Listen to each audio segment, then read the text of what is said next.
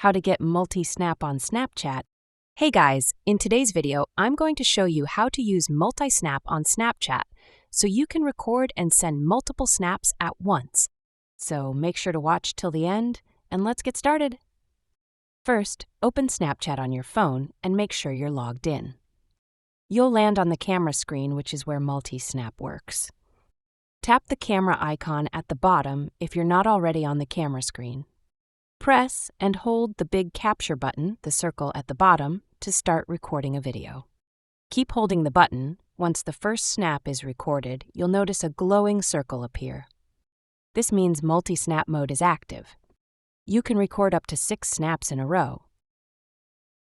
After recording, you'll see all your snaps combined up at the bottom of the screen. Tap on Snap to edit it, add filters and lenses, or insert text, stickers, or emojis. Once you're happy with your snaps, tap the yellow arrow in the bottom right corner. Select the friends or groups you want to send them to. Tap the blue arrow to send. And that's it.